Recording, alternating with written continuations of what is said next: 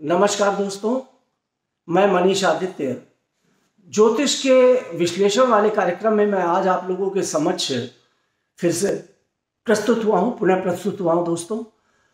दोस्तों जैसा कि आपने देखा होगा, मैंने पिछला वीडियो रिकॉर्ड किया था और उस वीडियो में मैंने आज से 15-20 दिन पहले जिस समय कोरोना की स्थिति हमारे देश में बहुत ही अति भयानक स्थिति चल रही थी, अभी भी भयानक है, मैं ये नहीं कहूँगा स्थिति बहुत सही हो गई है, मगर उस समय स्थिति इतनी थी कि प्रतिदिन 4 लाख से ऊपर आंकड़े और दुगने तिगने बढ़ते जा रहे थे मरीजों की संख्याएं, और मृत्यु दर बहुत बड़ी हुई थी पूरे हिंदुस्तान में भी, पूरे उत्तर प्रदेश में भी, और हमारे शहर लखनऊ के अंदर भी 6,500 मामले प्रतिदिन निकलना शुरू हो गए थे। तब मैंने ये वीडियो जब बनाया था, आप मेरे फेसबुक पर उस वीडियो को देख भी सकते हैं, जिन लोगों ने ना देखा हो वो आज भी पड़ा हुआ है। उस वीडियो में मैंने ये कहा था कि 1 तारीख के बाद से, 1 मई के बाद से हमें राहत मिलना शुरू हो जाएगी। मित्रों, आप लोग अगर मुझे फ़ोन करके पूछते हैं कि कोरोना कब ख़त्म होगा, तो मैं आपको स्पष्ट रूप से बता दूं कि अभी ये कोरोना नहीं ख़त्म होगा, मगर हाँ, इसमें कमी कब आएगी, कब हम सामान्य जीवन जीने लगेंगे, कब दुकानें प्रॉपर खुलेंगी।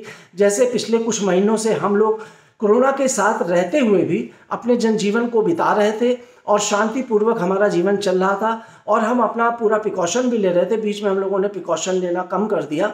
उसका नतीजा ये हुआ कि स्थिति एकदम से भयानक हो गई और कोरोना का ये दूसरा फेज भी आ गया। आने वाले टाइम पे पता चल रहा है कि कोरोना का तीसरा फेज भी आएगा। आज इन्हीं विषयों पर मैं प्रकाश डालने के लिए आया हूँ। पिछले वीडियो में मैंने बताया था कि 1 मई से मामले घटना शुरू हो जाएंगे और 6 मई के बाद से जब शुक्र का परिवर्तन होगा, तब स्थितियां काफ़ी हद तक हमारे देश की कुंडली में सामान्य होना शुरू होंगी, मतलब सामान्य की तरफ बढ़ने के लिए स्थितियां हो जाएंगी। ये वीडियो बताने के पीछे मेरा उद्देश्य मित्रों ये रहता है कि मैं ये नहीं चाहता कि आप लोग ये सोचें मैं बहुत बड़ा भविष्यवक्ता हूँ या बहुत बड़ा भविष्यवाणी करने वाला व्यक्ति हूँ। ऐसा कुछ नहीं, मैं बहुत ही सामान्य व्यक्ति हूँ, आप ही लोगों की तरीके से हूँ। ज्योतिष का 25-30 साल 35 साल से मुझे ज्ञान है।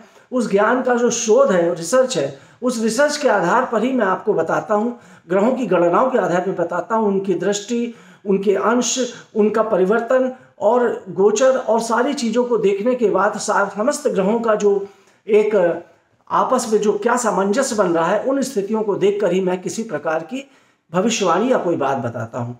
मित्रों, मैंने 6 तारीख के बाद बताया था कि कोरोना गिरना शुरू होगा और उसमें कमी आएगी, और आप देख भी रहे होंगे 6 तारीख के बाद से जैसे शुक्र का परिवर्तन हुआ, धीरे धीरे केसेस कम होना शुरू हो गए। भारत देश की कुंडली में भी कम हो गए। रिकवरी रेट जो थी वो बहुत तीव्रता से बढ़ गई, और इसी उत्तर प्रदेश में भी समीकरण काफ़ी अच्छी स्थिति बनना शुरू हो गई है, काफ़ी रिकवरी हो रही है। लखनऊ में 1000 के से भी नीचे आ गया, जो 6-6,500 था प्रतिदिन का। और एक समय जब मैंने वीडियो रिकॉर्ड कराया था तो यहाँ का बिल्कुल लाशों का ढेर पड़ा हुआ था, बाहर सड़कों तक लाशें बिछी हुई थी। दिन भर में इतनी ज़्यादा लाशें जल रही थी, सोशल मीडिया पे भी हाईलाइट हुए थे। पर आज वो स्थिति नहीं है मित्रों, बहुत सुखद स्थिति बन रही है, कोशिश हम लोगों की कामयाब हो रही है, परंतु आज भी हम लॉकडाउन में हैं। अब इसके आगे की स्थिति मैं आपको बताने जा रहा हूँ, जो मैंने उस वीडियो में नहीं बताई थी। कल दिनांक 14 तारीख को, 14 मई को सूर्य ग्रह का परिवर्तन हो रहा है मित्रों। सूर्य ग्रह भारत देश की वृषभ राशि है और वृषभ राशि में ही प्रविष्ट होने जा रहे हैं। अभी तक सूर्य, बुध और शुक्र, ये 3 ग्रह भारत देश की हानि भाव में बैठे हुए थे और भारत को हानि पहुंचा रहे थे, मतलब हम सबको हानि पहुंचा रहे थे। और वहीं से ये रोग और शत्रु स्थान को भी देख रहे थे, इसलिए हमारे देश की में रोग बहुत ज़्यादा फैल रहा था। अस्पताल और चिकित्सा के क्षेत्र में इन ग्रहों की युति से बहुत ज़्यादा स्थिति खराब हो रही थी, और शत्रु भी हमारे भीतरी बढ़ रहे थे। बहुत ज़्यादा शत्रुओं की उत्पत्ति हो रही थी, जो आप लगातार सोशल मीडिया पे देख भी रहे होंगे।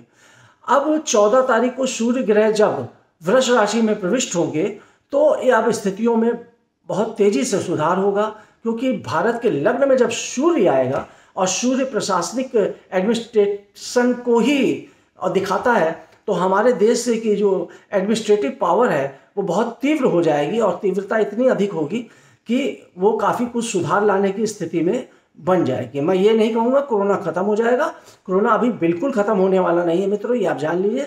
जब ऐसा कुछ होगा, ग्रहों की स्थिति बताएगी, तो मैं ज़रूर आपको वीडियो में बताऊँगा कि ये कब होगा, कैसे होगा। मगर अभी मैं आपको ये बता रहा हूँ कि ये कैसे कम होगा, क्या क्या स्थिति आगे रहेगी, क्या कुछ नया आने वाला है, इस बारे में भी मैं इस वीडियो में आपको बताऊंगा। 14 तारीख से मित्रों भारत देश की कुंडली के लग्न में सूर्य पहुंच रहे हैं, परंतु शुक्र और बुध अभी भी हानि के स्थान पर ही बैठे हुए हैं। इसलिए यह कहना कि स्थिति बिल्कुल सामान्य हो जाएगी, अच्छी हो जाएगी, ऐसा अभी नहीं होगा। परंतु हाँ, 24 तारीख के बाद और 28 तारीख के बाद जब बुध का परिवर्तन और शुक्र का परिवर्तन होगा, तब स्थितियां सामान्य होना प्रारंभ हो जाएंगी और हम लोगों को काफ़ी हद तक ऐसा महसूस होगा कि हम पुराने जीवन पर जा रहे हैं। जैसे ही बुध ग्रह का परिवर्तन होगा मित्रों, दुकानें खुलेंगी और रोजगार व्यवसाय में का फिर से स्थिति, आर्थिक स्थिति हमारे देश की सुधरना शुरू होगी। आर्थिक स्थिति हमारे देश का मतलब हमारे जनजीवन की। जब हमारा जनजीवन, हमारे लोगों की दुकानें खुलना शुरू होंगी, उनका व्यवसाय बढ़ना शुरू होगा, तभी भारत की स्थिति भी सुदृढ़ होती है।